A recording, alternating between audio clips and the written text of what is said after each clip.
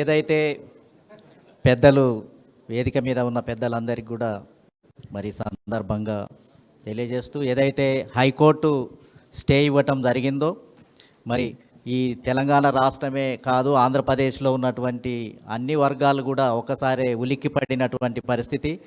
ఎందుకనంటే ముందు రోజు వాదోపవాదాలు జరిగినప్పుడు మరి ఏదైతే రిజర్వేషన్ల వ్యతిరేకులు ఎవరైతే ఉన్నారో మాకు రేపే నోటిఫికేషన్ రాబోతుంది, మరి దాన్ని రాకుండా స్టే ఇవ్వమని అడిగితే మరి వాదోపవాదాలు జరిగేటప్పుడు ఇవ్వలేదు, స్టే ఇవ్వనటువంటి పరిస్థితి ఉంది. అందరం ఏమనుకున్నాము అని అంటే ఇంకా స్టే ఇవ్వలేదు అని అంటే ఊపిరి పీల్చుకొని ఇంకా ఈసారి నోటిఫికేషను మరి వస్తుంది, ఎలక్షన్స్ జరుగుతాయని మేము భావించడం జరిగింది. కానీ మరునాడే మళ్ళీ మొత్తం ఏంటంటే ఆశ్చర్యంగా మరునాడే మళ్ళీ ఈ రిజర్వేషన్లు పెంచిన రిజర్వేషన్లకు వ్యతిరేకంగానే స్టే ఇవ్వటము అనేది జరిగింది. అంటే బీసీ రిజర్వేషన్ల విషయానికి వచ్చినప్పుడల్లా స్టే ఇవ్వటమే జరుగుతుంది దేశంలో. 1986లో ఎన్టీ రామారావు రిజర్వేషన్లు పెంచినప్పుడు స్టే ఇచ్చినప్పుడు 25 నుంచి 44% పెంచినప్పుడు స్టే ఇచ్చి ఆపివేయటం జరిగింది.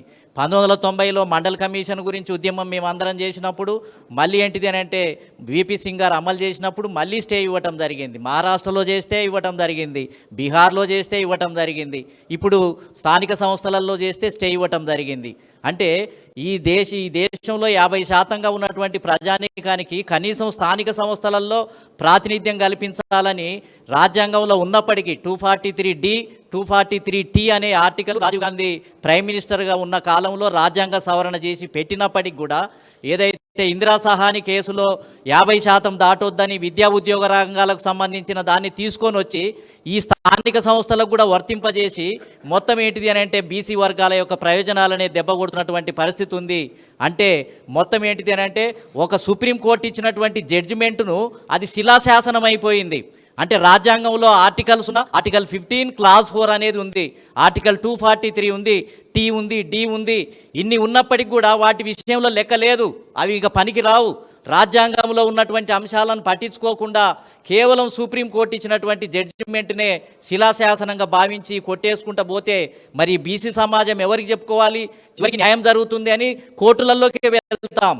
కోర్టులలో కూడా న్యాయం జరగకపోతే ఇంకా ఈ బీసీ సమాజాన్ని ఎవరు ఆదుకోవాలి? రాజకీయ పార్టీలు తలుపులు మూసివేశారు. అదేవిధంగా ఉద్యోగ రంగాల్లో వాటా లేదు, బ్యూరోక్రసీలో వాటా లేదు. మరి బీసీలను ఎవరు ఆదుకోవాలి? వాళ్ళను ఎవరు దాన్ని మొత్తం ఏంటిది అని అంటే భరించాలి? కాబట్టి ఇలా బీసీ సమాజమే ఏంటిది అని అంటే ప్రమాదంలో ఉన్నటువంటి పరిస్థితి ఉంది. మేము ఈ సందర్భంగా ఒకటే చెప్తున్నాం, మరి టీఆర్ఎస్ ఏదైతే బీఆర్ఎస్ ఉందో గతంలో ఇక్కడ కూర్చున్నటువంటి పెద్దలు చాలామంది ఇక్కడ చూసినప్పుడు ఏమనిపిస్తుంది అని అంటే బలమైన నాయకత్వం, బలమైనటువంటి మంత్రులే ఇక్కడ ఉన్నారు. వీళ్ళని చూస్తే అసలు ఏ కాంగ్రెస్ పార్టీ ఇతర పార్టీల్లో కూడా ఇంత శక్తివంతమైనటువంటి మంత్రులు ఉన్నటువంటి పార్టీని నేను చూడలేదు, ప్రభుత్వాన్ని చూడలేదు. బీసీ సమాజం నుంచి బలమైనటువంటి వ్యక్తులు ఉన్నారు. టీఆర్ఎస్ ఆ మేరకు అవకాశం కలిగించింది. కానీ ఏంటిది అని అంటే ఓవరాల్గా చూసినట్లయితే ఈ రాష్ట్రంలో బీసీ సమాజం ఇప్పటి వరకు కూడా రాజకీయ బానిసత్వంలోనే ఉంది. ఇంకా ఎంతకాలం ఈ పార్టీల చుట్టూ, ఈ వ్యవస్థల చుట్టూ మొత్తం తిరిగి మరి ఎంతకాలం మనం భరించాలి? ఇక రావాల్సింది ఇంతకుముందు పెద్దలు కమలాకర్ రావు గారు, మన మధుసూదన్ అన్న వీళ్ళందరూ కూడా అనేది ఏంటిది అని అంటే దీన్ని వదలొద్దు, మొత్తం రాజ్యాంగ సవరణ జరగాల్సిందే. సీనన్న కూడా అదే చెప్పడం జరుగుతుంది. తేలేదాకా దీన్ని మొత్తం తేల్చుకునేదాకా దీన్ని మొత్తం ఏంటిది అని అంటే పట్టుబట్టాలి అనే ఉద్దేశంతో ఉన్నాం.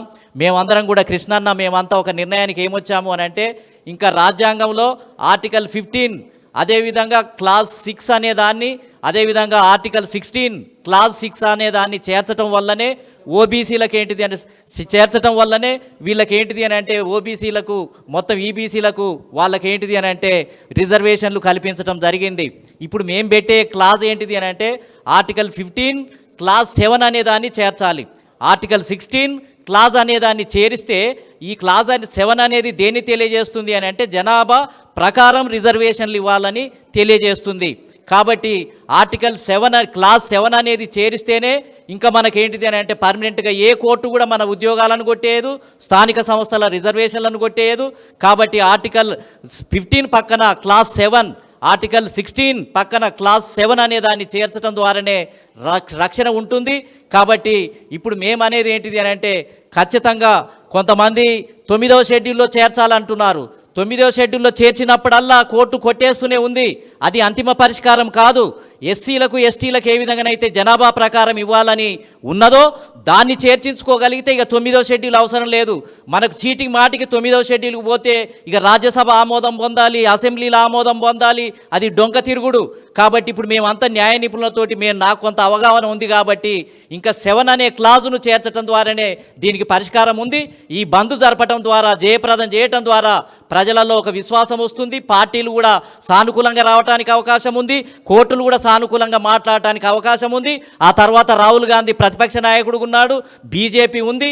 ఈ 2 పెద్ద పార్టీలను మెడలు వంచి ఏదైతే సహకరించే టీఆర్ఎస్ లేకపోతే ప్రాంతీయ పార్టీలు ఉన్నాయి, ఈ పార్టీల యొక్క మద్దతుతోటి రాజ్యాంగ సవరణ జరిగే వరకు కూడా తాడో పేడో తేల్చుకోవాల్సినటువంటి పరిస్థితి ఉంది. దానికోసమే సిద్ధం కావాలని ఈ జేఏసీ నిర్ణయించడం జరిగింది. కాబట్టి రాష్ట్ర బంధు అనేది ఇది ప్రజాక్షేత్రంలో తేల్చుకుంటున్నాం. మేము ఈ వ్యవస్థలతోటి పోరాటే శక్తి లేదు. వ్యవస్థలన్నీ కూడా బీసీలకు ఏంటిది అని అంటే ఒక ప్రమాదకరంగా పరిగణించి ఏ వ్యవస్థ కూడా మాకు సహకరించే పరిస్థితి లేదు. కాబట్టి బంధు తర్వాతనే మరి అన్ని మిగతా కార్యక్రమం అంతా కూడా కొనసాగుతుంది. కాబట్టి ఇక్కడ ఉన్నటువంటి పెద్దలంతా కూడా మరి బీఆర్ఎస్ కనుక బలమైనటువంటి పార్టీ బంద్ కనుక ఇచ్చినట్లయితే, సపోర్ట్ చేసినట్లయితే బలంగా ఒక వాయిస్ మొత్తం బీసీల యొక్క ఆశలు ఆకాంక్షలకు అనుగుణంగా పార్టీలు కూడా నిర్ణయం తీసుకోవాల్సినటువంటి సమయం ఆసన్నమైంది. మేము ఒకటే తెలియజేస్తున్నాను ఒక్క నిమిషంలో, ఏంటిది అని అంటే బీసీ సమాజం ఒక్కొక్క జిల్లాల్లో వెతుకుంటున్నాం. మహబూబ్ నగర్లో బీసీలు ఎవరున్నారు ఎమ్మెల్యేలు అని వెతుక్కుంటే ఒక్కరో ఇద్దరో కనపడుతున్నారు, ఇక దొరకటం లేదు. నల్గొండ జిల్లాను వెతుక్కుంటే ఒక్కరో ఇద్దరో కనపడుతున్నటువంటి పరిస్థితి, కొన్ని జిల్లాల్లో ఒక్కరు కూడా లేనటువంటి పరిస్థితి. ఒకప్పుడు కొండ లక్ష్మణ్ బాబూజీ గెలిచిన సీటు మాయమైపోయింది, ధర్మభిక్షం గారు గెలిచినటువంటి సీటు మాయమైపోయింది, మాణిక్యాలరావు గారు గెలిచిన సీటు మాయమైపోయింది, జగన్నాథరావు గారు గెలిచిన సీటు మాయమైపోయింది, బోయలు గెలిచిన సీట్లు మాయమైపోయాయి, అదేవిధంగా ఎంబీసీలు గెలిచినటువంటి సీట్లు మాయమైపోయాయి. ఒక పక్కనేమో మేము కొత్త రిప్రజెంటేషన్ కావాలి, ఎక్కువ కావాలని మేము ఉద్యమిస్తుంటే ఉన్నయే ఊడిపోతున్నాయి. అసలు ఉన్న వాళ్ళకే తగ్గిచ్చేస్తున్నారు. క్రమక్రమంగా సీట్ల సంఖ్య తగ్గి ఇప్పుడు 19కి వచ్చింది. కాబట్టి ఇంతకంటే దారుణం ఏముండదు. ఇది స్వతంత్ర భారతదేశంలో 78 సంవత్సరాల తర్వాత కూడా ఈ దుస్థితి 50% ఉన్నటువంటి బీసీలను మొత్తం ఏంటిది అంటే ఇంత చిన్న చూపు, ఇంత చులకన భావం, పట్టించుకునే పరిస్థితి లేనటువంటి పరిస్థితి ఉంది. కాబట్టి ఒక్కొక్కసారి అనిపిస్తుంది అసలు నేపాల్లో జరిగిన విప్లవమే కరెక్టా, అసలు మొత్తం ఏంటిది అని అంటే అక్కడ కూడా ఇదే రకమైనటువంటిది. పార్లమెంటులో ఒకరే ప్రధానమంత్రి, ఒకటే కులం వాళ్ళు, న్యాయ వ్యవస్థ అంతా కూడా ఒకటే. కాబట్టి మేమేమంటున్నాము అని అంటే అంబేద్కర్ వారసులం కాబట్టి ఓటు ద్వారానే విప్లవం తీసుకురావాల్సినటువంటి అవసరం ఉంది. దీనికి సరైనటువంటి పరిష్కారం ఓటు ద్వారానే. కాబట్టి అన్ని పార్టీలు ఇప్పుడు కన్సర్న్లోకి వచ్చి దీన్ని ఖచ్చితంగా మా భాగస్వామ్యం ఉండాల్సిందే.